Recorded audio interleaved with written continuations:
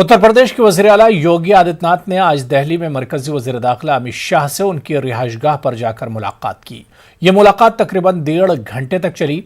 योगी आदित्यनाथ कल वज़ीर आज़म नरेंद्र मोदी और बीजेपी सदर जेपी नड्डा से मुलाकात करेंगे। योगी की बीजेपी आला कमान से मुलाकात के दौरान इम्कान है कि यूपी चुनाव की हिकमत अमली समेत काबीना की तौसी पर भी तफसीली तबादला ख्याल किया जाएगा। साथ ही पार्टी को तंजीमी सतह पर किस तरह मजीद मजबूत बनाया जाए, इस पर भी गौर खौज होगा।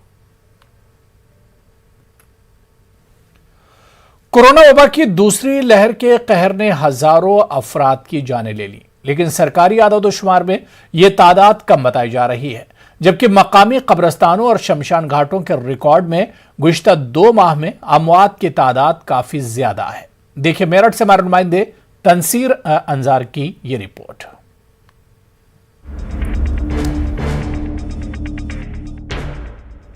मेरठ में कोरोना वबा की दूसरी लहर में अप्रैल और मई के महीने में कोविड से हुई अमवात का सरकारी आदादोशुमार 360 है, जबकि कब्रिस्तानों में तदफीन और शमशान घाटों में आखिरी रसूमात के आंकड़े कुछ और ही हकीकत बयान कर रहे हैं। मेरठ में शहर के सबसे बड़े कब्रिस्तान हजरत बाले मियां में अप्रैल और मई में हुई तदफीन की तादाद 1000 से भी ज्यादा है। ऐसी ही कुछ तस्वीर शहर के सबसे बड़े शमशान घर सूरज कुंड की भी है, जहां तकरीबन 800 अंतिम संस्कार किए गए और ये आदादोशुमार शहर के महज एक कब्रिस्तान और शमशान घाट के हैं। तकरीबन 750 जनाजे आए, जिसमें 70-75 तो कोविड वाले ही डिक्लेयर कोविड वाले। बाकी कुछ लोगों के इंतकाल अगर घर पे हो गया और नहीं बताया है कोविड का या ऑक्सीजन की कमी की वजह से मर गया वो घर पे। बहरहाल दफीना तो 700 में उसका भी हुआ ही है, लेकिन डिक्लेयर कोविड वाले जो हैं वो 71 लोग हैं अप्रैल में। और मई में जो जनाजे आए हमारे यहाँ वो 661 जनाजे आए, जिसमें से 61 डिक्लेयर कोविड वाले हैं। और टोटल इन दोनों महीनों में 1087 जनाजे आए वाले में से 50% जनाजे जो है बीमारी की वजह से हैं इंतकालिया। आमतौर पे इतने जनाजों की तादाद कभी नहीं रहती है, 2, 4, 5, 7 जनाजे आते हैं रूटीन में, लेकिन ये तो एक एक दिन में 23 और 30 और 32 जनाजे भी रमज़ान शरीफ के ज़माने में आए।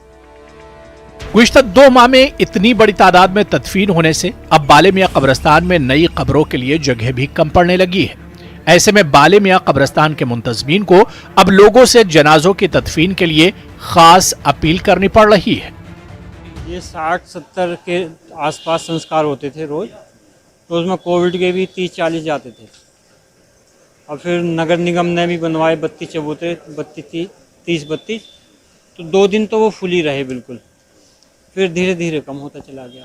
इसमें संस्कार 700-800 के करीब संस्कार हो गए और उसमें 300 प्लस कोविड के मान लो।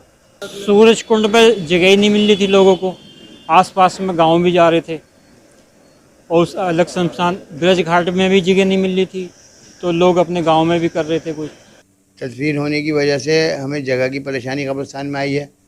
उसके लिए हमने कब्रिस्तान में मट्टी डलाने का इंतज़ाम किया है और लोगों से भी अपील की है कि अपने अपने ज़राए से अपने आप जो है वो मट्टी डालें और कब्रों को बराबर बनाएं और लाइन में बनाएं और उन पर पत्थर ना लगाएं, पुख्ता कब्रें बिल्कुल ना बनाएं, ताकि जो है ज़मीन का पूरा इस्तेमाल हो सके और ज़मीन जो है वो ख़राब ना हो। दूर दूर कब्रें खुदने से बीच की ज़मीन बेकार हो जाती है।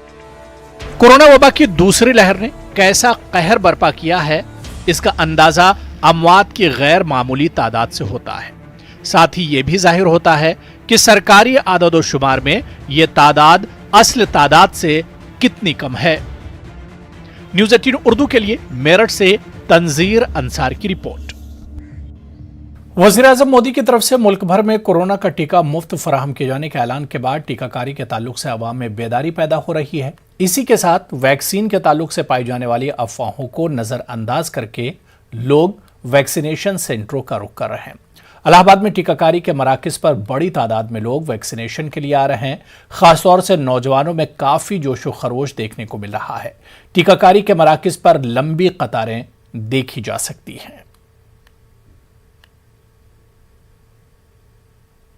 अलग अलग दिन पे अलग अलग सदस्यों का। अभी तक किसी को कोई प्रकार की परेशानी नहीं हुई। थोड़ी बहुत मामूली जो परेशानियां हुई उससे कोई फ़र्क नहीं पड़ता और संक्रमण को रोकने का मात्र एक यही उपाय है और सरकार हम लोगों के हित में ये कार्यक्रम चला रही है। और उसके अलावा हम लोगों को स्वयं भी जागरूक होकर अपने अगल बगल सबको जो है वैक्सीनेशन करवाना चाहिए। अलग अलग उम्र के अलग अलग लोगों का सबका वैक्सीनेशन हो रहा है। सरकार इस पर बहुत ध्यान दे रही है। संक्रमण को रोकना बहुत ही ज़रूरी है, जिससे हम लोग सब लोग अपना और अपने पड़ोस का, अपने रिश्तेदारों का, अपने देशवासियों का जो है जीवन बचा सकते हैं। अभी जो मैंने टीका लगवाया है कोविड-19 की वैक्सीनेशन के लिए आया था मैं मेडिकल कॉलेज प्रयागराज में, और अभी मैंने लगवाया है। ये टीका हमने इसलिए लगवाया है क्योंकि हमें इससे कोई प्रॉब्लम नहीं है, और दूसरी चीज़ हमारे अंदर की जो वायरस हैं या जो भी बीमारियां फैल रही हैं उससे हमारी सुरक्षा और बचाव के लिए ही है। मैंने अपनी फैमिली को भी बोला है, उन्होंने लगवा भी लिया आज ही के डेट में, और मैं यहाँ इलाहाबाद में पढ़ाई कर रहा हूँ इसलिए मैं यहाँ लगवाया हूँ। हम चाहते हैं कि सबसे ये मेरी अपील है कि सब लोग आगे बढ़ चढ़ के हिस्सा लें और कोविड-19 की वैक्सीनेशन अवश्य कराएं, क्योंकि इससे आपके ही लाइफ की सेफ्टी है और हमारी भी। कानपुर शहर में मुस्लिम अक्सरियती इलाकों में कम हो रही वैक्सीनेशन के हवाले से शहर काजी ने एक मीटिंग का इनेकाद किया। मीटिंग में शहर के उलमा आइम्मा शामिल हुए। लोगों में वैक्सीन को लेकर बेदारी लाने के मकसद से मीटिंग का इनेकाद किया गया। मीटिंग में शामिल एसडीएम का कहना है कि इंतजामिया और समाज के जिम्मेदार लोगों को मिलकर आवाम को वैक्सीन के हवाले से बेदार करने की जरूरत है। तमाम मसाजिद के उलमा, आइम्मा और दानिशवरान सब मौजूद थे और सब ने अपनी अपनी बात को रखा। और ज़्यादातर बात यह है कि ज़्यादातर लोग वैक्सीन लगवाएं, जो भ्रम है उस भ्रम में ना आए, और जो लोग भयभीत हैं या उनको किसी तरीके की कोई परेशानी है तो वो डॉक्टर से रब्ता करें।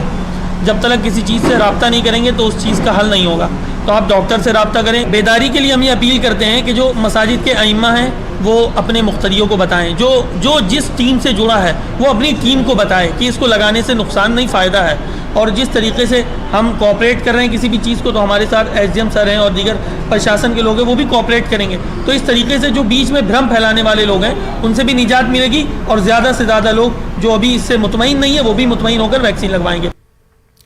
कानपुर शहर में परिकर अस्पताल को बच्चों पर कोरोना वैक्सीन के ट्रायल के लिए मुंतखब किया गया है। कानपुर में अब तक 15 बच्चों को कोवैक्सीन की पहली खुराक दी गई है। बच्चों की उम्र 12 से 17 साल के दरमियान बताई गई है।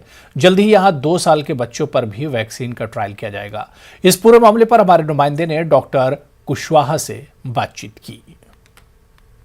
देश में तीसरी लहर को लेकर तैयारियां तेज हो गई हैं। एक तरफ सरकार तैयारियों में जुटी है तो वहीं दूसरी तरफ आईसीएमआर भी तैयारी कर रहा है। वहीं प्रखर हॉस्पिटल जो कानपुर का एकमात्र ऐसा हॉस्पिटल है जहां पर बच्चों के लिए वैक्सीन का ट्रायल शुरू हो गया है। हमारे साथ डॉक्टर साहब मौजूद हैं, उनसे बात करते हैं। डॉक्टर साहब, किस तरह से ये ट्रायल शुरू हुआ है, कितनी साल की उम्र के बच्चों के लिए शुरू हुआ है और क्या अब तक का रुझान है?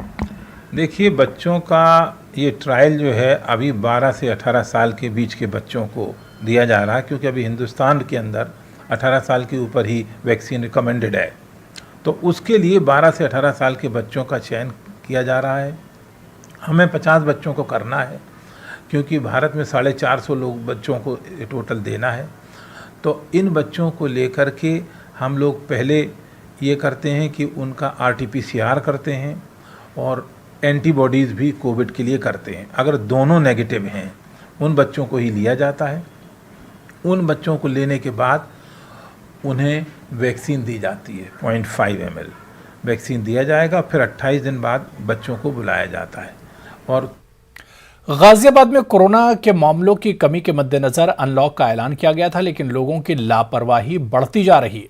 लोग बगैर मास्क लगाए सड़कों पर घूम रहे हैं। हालांकि पुलिस की जानिब से मुसलसल कार्रवाई की जा रही है, लेकिन इन कार्रवाइयों से खातिर खाह असर नहीं दिख रहा है। गाजियाबाद अनलॉक हो गया है, लेकिन बेवजह लोग सड़क पर घूम रहे हैं। ऐसे में पुलिस उन पर लगातार कार्रवाई कर रही है। इस बारे में बात करते हैं गाजियाबाद के एसपी देहात इरज राजा से। सर, 24 घंटे में क्या कार्रवाई की गई है जिस तरीके से अनलॉक हुआ है और लोग बेवजह सड़क पर घूम रहे हैं? जैसे कि लगातार लॉकडाउन में भी कार्रवाई लगातार की जा रही थी। जो बगैर मास्क के लोग घूम रहे थे, सही तरह से मास्क नहीं लगा रहे थे, इसके अलावा जो लॉकडाउन वायलेशन कर रहे थे उनके विरुद्ध भी हम मुकदमे लिखवा रहे थे। उसी के क्रम में लॉकडाउन खुलने के बाद भी ये कार्रवाई लगातार जारी है और जो लोग लापरवाह हैं, मास्क प्रॉपर तरीके से नहीं लगा रहे हैं या मास्क का उपयोग नहीं कर रहे हैं, उनके विरुद्ध, और जो दुकानें असमय खोल रहे हैं, लॉकडाउन के बाद खोल रहे हैं, शाम के समय में लेट खोल रहे हैं, उनके विरुद्ध भी हम कार्रवाई कर रहे हैं। तो इसी तरह से पिछले 24 घंटों में लगभग 2200 चालान मास्क के किए गए हैं। और मारूफ शिया आलिम मौलाना कल्बे जवाद ने उत्तर प्रदेश के वज़ीर आला को ख़त लिखकर सुल्तानुल मदारिस को अलॉट करने की गुजारिश की है। सुल्तानुल मदारिस 110 साल पुराना मदरसा है और मौलाना कल्बे आबिद, मौलाना कल्बे सादिक समेत कई अहम उलमा और हज़ारों तलबा की इस मदरसे से वाबस्तगी रही है। यह मदरसा शिया फ़िरक़े के इल्म व अक़ीदत का अहम मरकज़ है। वाज़ेह है कि सुल्तानुल मदारिस को किंग जॉर्ज मेडिकल कॉलेज को दिए जाने की हिकमत अमली वज़ा की जा रही है। जैसा कि सोशल मीडिया से मुझे मालूम हुआ कि कायदे मिल्लत मौलाना सैयद कल्बे जवाद साहब नकवी ने सूबे के मुख्यमंत्री माननीय योगीनाथ जी से मिलकर के सुल्तान मदारिस के सिलसिले में इस ज़मीन को अलॉट करने का अनुरोध किया है। जहाँ तक मैं समझता हूँ कि मान लिया जाए कि ये ज़मीन अलॉट हो जाएगी, उसके बाद से 10 साल, 20 साल, 30 साल के लिए अलॉट हो जाएगी और उसके बाद से फिर कोई सरकार ऐसी आएगी और वो आ कर के फिर इसे यानी ऐसे ही बहरान पैदा होगा, ऐसे ही हालात पैदा कर सकती है, या सरकार जब चाहेगी इस अलॉटमेंट को ख़त्म करके और ब्लैकमेल करना शुरू कर देगी।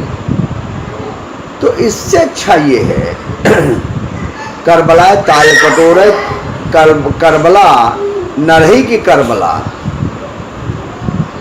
यानी करबला आगा मीर फ्री होल्ड हो सकता है, तो ये सरकार इस जमीन को फ्री होल्ड क्यों नहीं कर सकती है। उत्तर प्रदेश में फिरकावाराना कशीदगी फैलाने की साजिशें हो रही हैं। समाजवादी पार्टी के साबिक रुकन असम्बली हाजी ज़मीरुल्लाह खान ने मीडिया से बात करते हुए ये बात कही। उन्होंने कहा कि बीजेपी हर महाज पर नाकाम साबित हो रही है, तो अब ऐसी साजिशें की जा रही हैं। ये इलेक्शन आ रहा है 2022 और आप ये भाजपा सरकार अपनी ज़मीन खो चुकी है, इसके पास कोई मुद्दा नहीं है। जिस गांव में चले जाओ वहाँ इनकी बुराई हो रही है, हर परिवार इनसे परेशान है, जनता इनसे परेशान है, नौकरशाही इनसे परेशान है। इन्होंने किसी का कुछ काम नहीं किया, इसलिए ये साल साजिश का साल है। इसमें हमें बचकर रहना, सभी को, हिंदू मुस्लिम सिख ईसाई सबको बचकर रहना है कि कहीं हम शिकार ना हो जाएं। क्योंकि अभी आपने देखा नूरपुर को बहुत कोशिश करने की कोशिश करी लोगों ने, लेकिन नूरपुर तो भूतपूर्व हो गया, उसको छोड़ दो, वो अब तो भूतपूर्व हो गया, उसमें आपको दम नहीं है। ये ऐसे उत्तर प्रदेश में ऐसे बहुत से तलाश करेंगे अभी मुद्दे, इनको ना हिंदू से मुस्लिम मतलब है, ना मुसलमान से मतलब है, ना सिख के मतलब है, ना ईसाई से मतलब है, इनको तो हत्या से मतलब है। बूढ़ा मरा या जवान, इनको तो हत्या से काम है। अलीगढ़ शराब मामले में जान गंवाने वालों की तादाद 100 से जायद हो गई है। जमीयत उलमा हिंद जिला यूनिट के जिम्मेदारों ने अलीगढ़ मजिस्ट्रेट से मुलाकात करते हुए एक याददाश्त पेश की। जमीयत जिम्मेदारों ने मुल्क भर में जहरीली शराब पर पाबंदी के अलावा कसूरवारों के खिलाफ सख्त कानूनी कार्रवाई का मुतालबा किया।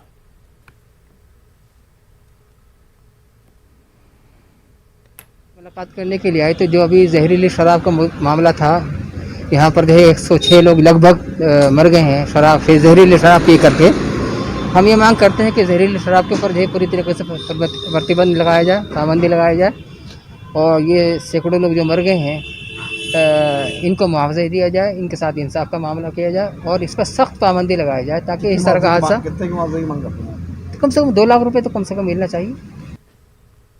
उत्तर प्रदेश खवातीन कमीशन के रुकन मीना कुमारी के जरिए गुज़िश्ता रोज लड़कियों को मोबाइल फोन न देने वाला बयान मुसलसल तूल पकड़ता जा रहा है। खवातीन कमीशन रुकन के इस बयान की सख्त अल्फाज मजम्मत की जा रही है। अलीगढ़ मुस्लिम यूनिवर्सिटी के तालिबात के अलावा समाजी कारकुनों ने मीना कुमारी के इस बयान की मजम्मत करते हुए इनसे इस्तीफे का मुतालबा किया है।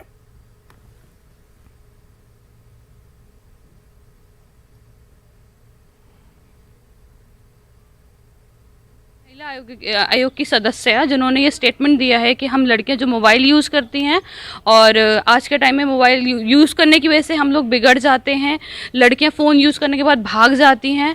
तो मैं उनसे पूछना चाहूँगी क्या वो एक महिला नहीं है, क्या वो एक फ़ीमेल नहीं है जो फीमेल के लिए इस तरह से की सोच रखती हैं। और भगाने के लिए अगर बात की जाए तो लड़की अकेले तो भागती नहीं आंटी, उसमें कहीं ना कहीं लड़कों का भी हाथ पूरा ही पूरा होता है और उसके लिए आप जिम्मेदार फ़ोन को और हम लड़कियों को कैसे मान सकती हैं।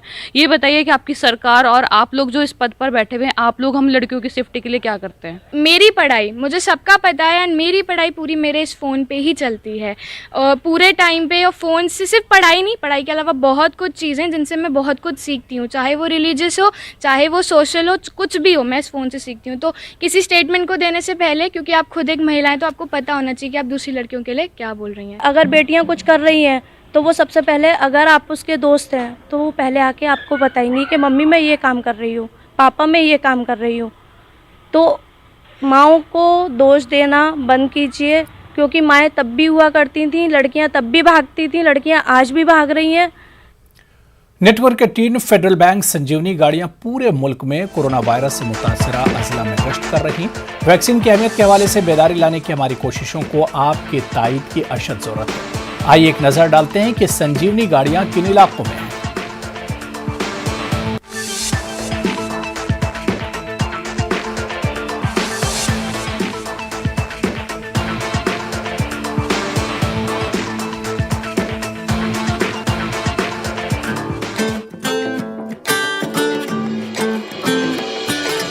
टीका लगा जरा टीका लगा, जब अपनी बारी आए टीका लगा। हो ये जो ढाल सी है वो कमाल सी है, संजीवनी आई यहाँ। टीका लगा जरा टीका लगा, जब अपनी बारी आए टीका लगा। टीका लगा जरा टीका लगा, जब अपनी बारी आए टीका लगा। जरा टीका लगा, जरा टीका टीका टीका टीका लगाया क्या। और ब्रेक के बाद अब आइए एक नजर डालते हैं खास बात बिहार की सुर्खियों पर। बांका मदरसा धमाके की जांच एनआईए के सुपुर्द, थाने में दर्ज एफआईआर को किया टेक ओवर। मारे गए इमाम के बिहार से लेकर झारखंड तक के राब्ते की होगी जांच। बांका मदरसा धमाके पर बिहार में सियासत तेज, साबिक वज़ीर आला जीतन राम मांझी का ट्वीट, मदारिस पर सवाल उठाने वालों को बताया मुल्क मुखालिफ। वज़ीर आला नीतीश कुमार ने पटना के सड़कों पर निकलकर हालात का लिया जायजा, जमीनी हकायक से बढ़ी नीतीश की तशवीश। ट्विटर पर लिखा, लापरवाही से बढ़ सकता है खतरा।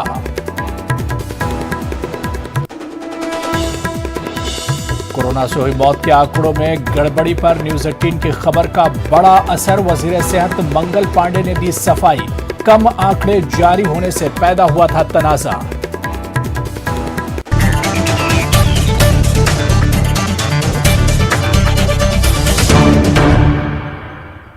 बिहार के बांका जिले के नोटोलिया गांव की एक मस्जिद में हुए धमाके के बाद सियासत तेज हो गई है। बीजेपी एमएलए हरिभूषण ठाकुर के मदरसे पर दिए गए मुतनाज़ा बयान की जेडीयू ने सख्त मजम्मत की है। हरिभूषण ठाकुर ने मदरसों के सिलसिले में कहा है कि मदारिस में दहशतगर्दी की तालीम दी जाती है। इनके मुताबिक मदारिस और मसाजिद को बंद कर देना चाहिए। बीजेपी के एमएलए के इस बयान पर जेडीयू के मुस्लिम लीडर सख्त बरहम है। जेडीयू लीडर डॉक्टर मुनाजिर हसन ने कहा कि मदरसे में हुए धमाके की तहकीकात चल रही है और जांच से पहले ही इस तरह का माहौल बनाना एक साजिश का नतीजा है। बांका में मदरसा में ब्लास्ट की दुर्घटना दुर्भाग्यपूर्ण है और ये एक सुनियोजित साजिश का नतीजा है मदरसों को बदनाम करने का। और जो लोग ये कह रहे हैं कि मदरसा को बंद किया जाए, उनको मालूम नहीं कि मदरसे के अंदर कितने मासूम और यतीम और गरीब बच्चे पढ़ते हैं। वो लोग अपना राजनीतिक रोटी सेकने की कोशिश कर रहे हैं, कंट्रोवर्शियल बयान दे करके, विवादित बयान दे करके। वो चाहते हैं किसी तरह से वो न्यूज़ में बने रहें और देश का माहौल सांप्रदायिकता की ओर बढ़े। इसलिए सरकार को इसकी सुनियोजित साजिश का पता चलाने की ज़रूरत है। बिहार हज भवन कोचिंग से 49 तलबा और तालिबात की कामयाबी पर महकमा अक़लियत फलाह ने पटना में एक प्रेस कॉन्फ्रेंस का इनेकाद किया। प्रेस कॉन्फ्रेंस से खिताब करते हुए वजीर बराए अक़लियत फलाह जमा खान ने कहा कि नीतीश कुमार की काविशों का नतीजा है कि माशी एतबार से कमज़ोर अक़लियत तलबा BPSC के इम्तिहान में कामयाब हुए। जमा खान ने कहा कि मजीद इस तरह की कोचिंग का बिहार के दूसरे अजला में इंतज़ाम होना चाहिए। सबसे पहले मैं अपने माननीय मुख्यमंत्री जी का तहे दिल से शुक्रिया अदा करता हूँ और ये उन्होंने दिखा दिया पूरे इस बिहार को, नहीं देश को मैं वोट की राजनीति नहीं करता हूँ। मैं वो राजनीति करता हूँ जिसमें बच्चे किसी भी समाज के हों, कामयाब हों, उनके लिए कुछ करें। मुझे लगता है कि माइनॉरिटी के लिए ही नहीं, हर समाज में दबे कुचले वो पढ़ाने एजुकेशन के मामला में वो रीड करते हैं और उसके लिए कुछ करना चाहते हैं। मेरे समाज में सही बात है, अशिक्षिता ज़्यादा था, शिक्षित लोग कम थे, हम लोग भी देखते थे। लेकिन जो चल रहा है ये कोचिंग, ये व्यवस्था डिपार्टमेंट हम लोग किए हैं, सरकार हमारी की है, तो मुझे लगता है कि आगे भी इससे भी अच्छा रिजल्ट मिलेगा। कोरोना से हुई मौत के आदाद-ओ-शुमार में गड़बड़ी पर न्यूज़ 18 की खबर का असर हुआ है। इस बड़ी खबर पर रियासती वजीर सेहत मंगल पांडे ने सफाई दी और कहा है कि कोरोना से मरने वालों की तादाद कम बताने से तनाज़ा पैदा हुआ था। उन्होंने कहा कि महकमा 15 दिनों तक इस मामले की तफ्तीश की है। हर जिले से कोरोना से मरने वालों की तादाद जमा की गई। उन्होंने कहा कि महकमा सेहत तमाम अजला से रिपोर्ट आने के बाद आदाद-ओ-शुमार जारी करता है और जैसे जैसे कोरोना मौत के मामले सामने आ रहे हैं वैसे वैसे तादाद में इजाफा हो रहा है। यह जो दूसरा फेज आया, इस दूसरे फेज में समाज के कई स्रोतों से, आप सब लोगों से भी यह जानकारी मिली कि मृतक जो हुए हैं इस कोरोना के कारण, उनके बारे में और जानकारी दी जाए और पता किया जाए, और भी संख्या हो सकती है। सरकार ने सभी के सुझावों को बहुत ही गंभीरता से लिया। हमने प्रोएक्टिव काम किया और सभी जिला प्रशासन और सभी जिलाधिकारियों से इस संबंध में बातचीत की गई। उनको यह निर्देश दिया गया कि आपके जिले में जो भी संस्थागत मृत्यु कोरोना के कारण भारत सरकार के गाइडलाइन के अनुसार जो हुआ है, उसका संस्थानवार आप जानकारी पता करें और कोई छूटे नहीं, ऐसी कोशिश होनी चाहिए। क्योंकि हमारी मंशा लोगों को ढूंढकर उनके घरों तक इस संकट के समय में, इस आपदा के समय में राहत पहुंचाना है। उधर कोरोना से हुई अमवात की तादाद में अचानक इजाफा होने पर आरजेडी ने सरकार पर निशाना साधा है। मौत का आंकड़ा छुपा करके आप क्या हासिल करना चाहते हैं? जब तक हकीकत को सामने रख करके आप कोशिश नहीं करेंगे, आप आंकड़ा में के प्रबंधन की बाजीगरी से कोरोना से नहीं लड़ पाएंगे। मैं आग्रह करूंगा, RT-PCR के टाइम में जो टेस्ट का घोटाला हुआ, मौत में ये घोटाला हुआ, जिंदगी में तो सब कुछ कर रहे हैं, लोगों के मरने के बाद उनको बख्श दीजिए, यही गुहार लगा। मुजफ्फरपुर के SKMCH में शर्मनाक वाकया सामने आया। SKMCH अहाते में मौजूद मेडिकल OP पुलिस मौत के बाद लाश का पोस्टमार्टम बनाने के लिए 2 से 3 हजार रुपये वसूल करती है। पैसे लेने का इंकशाफ एक वीडियो में हुआ। मेडिकल OP थाने में सालों से तैनात चौकीदार वीडियो में OP के अंदर ही रुपये लेते नजर आया। हालांकि मामला सामने आने के बाद अफसरान पल्ला झाड़ रहे हैं तो इंचार्ज इंस्पेक्टर इसे दलालों की हरकत बता रहे हैं। तफसीलात के मुताबिक मंगल के रोज सरिया के रिवा घाट के रिहायशी विश्वनाथ हादसे का शिकार हो गए थे और उनकी मौत SKMCH में हो गई, जिसके बाद पोस्टमार्टम रिपोर्ट बनाने के लिए चौकीदार ने 2000 रुपये तलब किए।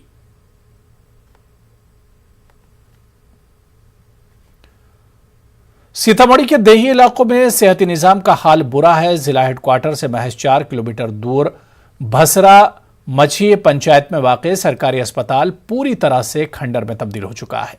इसकी 80 की दहाई में यहां अस्पताल तामीर किया गया था, लेकिन अस्पताल भवन की अब ऐसी हालत हो चुकी है कि यहां कोई इलाज के लिए नहीं आता। हैरानकुन बात तो यह है कि मकामी बीजेपी रुकने असेंबली मिथिलेश कुमार और जेडीयू विधान परिषद रामेश्वर कुशवाहा दोनों इसी गांव से ताल्लुक रखते हैं।